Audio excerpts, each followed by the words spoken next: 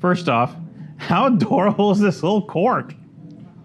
Where did this come from? Aw, right? That's so sweet. But you know, it looks like a fresh cork. This is a great story. I adore these stories when we get them. And we don't get them enough. And it gives us a chance to really geek out and let you geek out with us and tell a story that doesn't get told too often, right? So, and you know, it's a little less about the winery and more about the premise and the concept behind today's offer, right? And that's the interesting part, huh? So let's get into it. This is Paul Anheuser. In America, we would say Anheuser, as in Anheuser-Busch, as in Budweiser, as in really filthy rich. And guess what? This Anheuser is related to that Anheuser. They're all Anheuser-Heisers together. He's less rich, but he's got some great vineyards. He's not poor. Let's put it that way. Paul Anheuser. So the Anheuser family has been involved in the Nahe since the 1600s. That's a long time. I can't count the generations. Too many generations. What does that allow you to do? Well, it allows you to source and own brilliant, brilliant vineyards. I would say outside of Donhoff, the Donhoff family, Anheuser is one of the top vineyard owners of the best sites in the Nahe. Emmerich Schoenleber will give them a run for their money.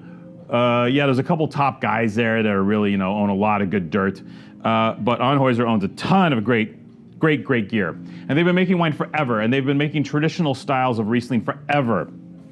Long fermentations. We'll get to that. The point here is I want you to look at the label again. It's going to get blurry probably. 1987. 1987, kids. Look at that. That's not a friggin' typo, man. That is the vintage of this wine. And it was a special time for, oh dear, look at that color. Oh. Things were different. I'm going to sound like your dad. Things were different in the 80s, in the 90s. Things were different. It was a different time. It was a time when there were things like earlier picking, sulfur. Did I mention sulfur? Did I mention it was actually cold once in a while? Crazy, right? Cold in Germany. What that did is it created wines that last forever. Sulfur is not a bad thing. It's a very good thing. I support sulfur. Huge. And it creates moments like this, where you have a wine that's 24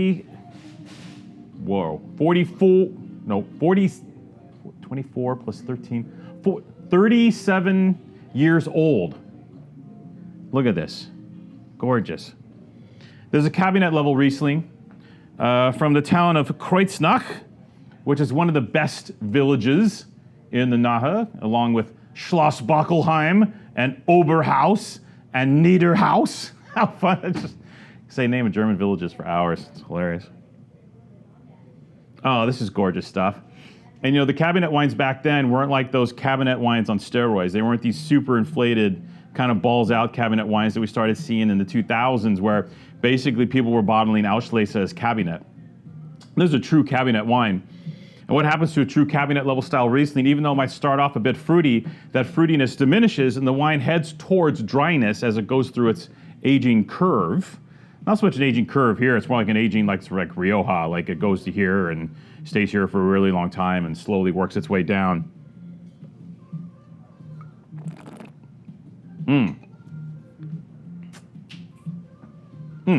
At 40, I keep getting confused, 37 years old, this wine still has that wonderful spine-tingling acidity. It's snappy.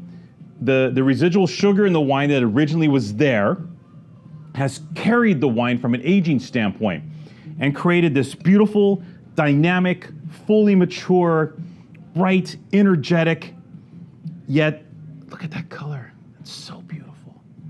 You know, there's nowadays, with less sulfur and warmer vintages, we're seeing Rieslings that track faster, that age faster, right? I'm seeing wines from 2007, 2008 that are more golden than this.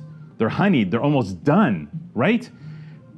But you look at the wines from the 80s and that 94 Spätlese that we sold a week ago, which some of you have already purchased and enjoyed, that wine's like crystal clear. It's beautiful.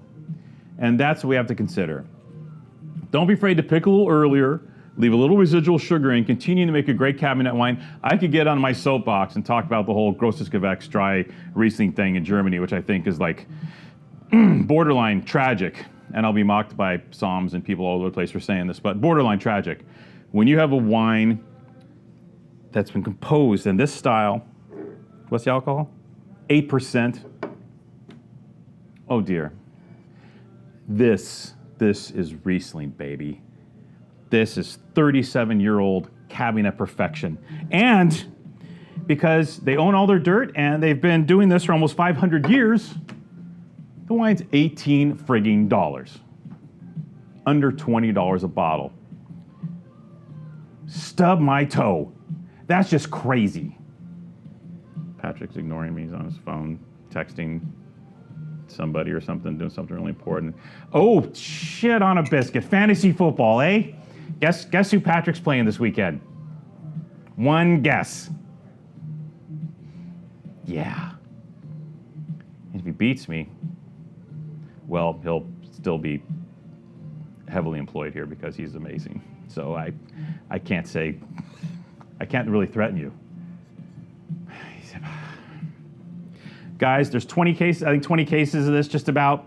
If you don't buy this wine, you're silly. I can't say dumb anymore. I can't call the customers dumb. I got in trouble for that.